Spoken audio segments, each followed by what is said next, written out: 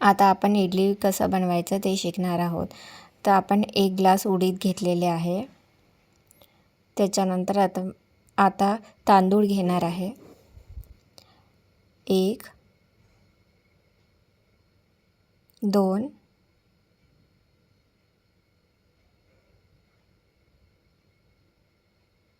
आणि 3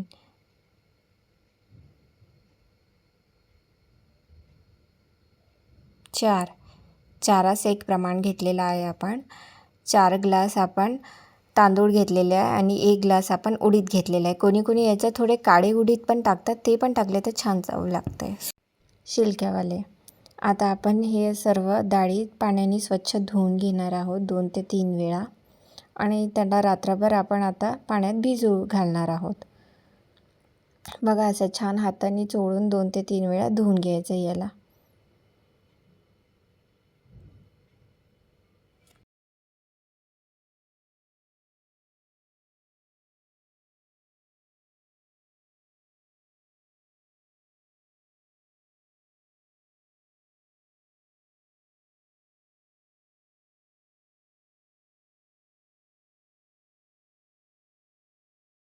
आता आपल्या डाळी स्वच्छ पाण्याने धुवून झाल्या. त्याच्यावर बघा आता एवढं बोट वरती पाणी ठेवायचं आहे आपल्याला. आता आपण या डाळी थोड्या थोड्या करून मिक्सरमधून काढून घेणार आहेत दोन्ही डाळी. या दोन्ही डाळी मिक्सरमधून वेगवेगळ्या काढून घ्यायच्या आणि त्याच्यानंतर हे सर्व मिश्रण एकत्र करून घ्यायचं. डाळींसोबत थोडंसं पाणी टाकायचं म्हणजे छान ब्लेंड होतात त्या. आता या दोन्ही डाळी आपण छान काढून घेतलेल्या आहे मिक्सरमधून. आपलं बॅटर आता तयार आहे. आता आपण इडलीचा सांबार कसा बनवायचा ते शिकणार आहोत. तेल गरम झाल्यानंतर आपण त्याच्यात मोहरी टाकलेली आहे, गाजर टाकलेला आहे. त्याच्यानंतर आपण कोळा टाकणार आहे, गवार शेंग आणि तोंडली. ह्या सर्व भाज्या आपण छान बारीक कापून घेतलेल्या आहेत. आता आपण या भाज्या छान तेलामध्ये परतून घेऊ. त्याच्यामध्ये थोडीशी हळद टाकू आणि मग त्याच्यावर झाकण टाकून थोड्या वेळ होऊ देऊ. त्यानंतर एकदा झाकण काढून कांदा आणि हिरवी मिरची टाकायची त्याच्यात आणि पुन्हा एकदा परतून घ्यायचे या सर्व भाज्या छानपैकी. आता आपण याच्यात चवीनुसार थोडंसं मीठ टाकूया आणि एकदा परतून घेऊ.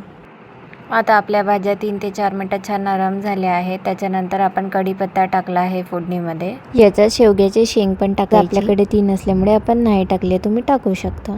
आणि भाज्या एकदा पुन्हा परतून घेतल्यानंतर धने जिरे पूड टाकूया आपण. थोडं इमलीचं सार टाकूया. त्याच्यानंतर थोडंसं आपण मीठ टाकूया डबल. पुन्हा एकदा थोडंसं टाकायचं कारण की आपण एकदा टाकले. त्याच्यानंतर आपण आता वरण टाकलेलं आहे. थोडंसं पाणी टाकायचं आणि हा सांबार आता 10 मिनटं आपण शिजवून घेणार आहोत छानपैकी.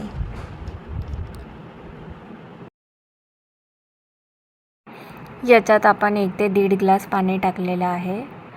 आपापल्या आवडीनुसार आपण याच्यात किती आपल्याला सांबार घट्ट पाहिजे आहे, किती पातळ पाहिजे त्याच्यानुसार टाकायचं. त्याच्यानंतर आपण सांबार मसाला टाकला. आता आपण हिरवी चटणीची तयारी करूया खोबऱ्याची. तर आता त्याच्यासाठी आपल्याला ओलं खोबरं लागेल, हिरवी मिरची, कोथिंबीर आणि थोडे शेंगदाणे.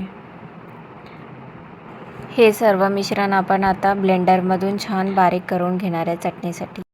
ओले खोबऱ्याचे असे छान बारीक बारीक काप करून घ्यायचे म्हणजे छान आपली चटणी चोपडी होते. आता आपण थोडी साखर घेणार आहे, अर्धा चमचा याच्यामध्ये. थोडंसं लिंबू पण पिळून घ्यायचं आणि चवीनुसार 1 चमचा मीठ पण टाकून घेणार आहोत. आता आपली चटणी छान तयार झालेली आहे. आता या चटणीला आपण तडका मारणार आहे. त्याच्यासाठी तेल गरम करून घ्यायचं. तेल गरम झाल्यानंतर त्याच्यात मोहरी टाकायचं आहे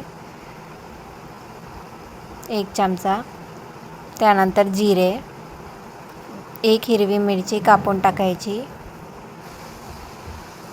आणि थोडं हिंग टाकायचं. त्याच्यानंतर आपण काजूचे काप बारीक करून टाकलेले आहे 4 ते 5 आणि हा तडका आपल्या हिरव्या चटणीवर टाकायचा.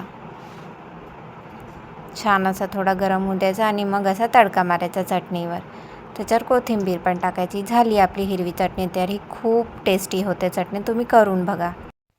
आता आपण इडली पात्राला तेल लावून घेतलं आहे पहिले. त्याच्यानंतर इडलीचं बॅटर टाकूया आपण इडली पात्रामध्ये आणि त्याला 10 मिनटं वाफवून घेऊया.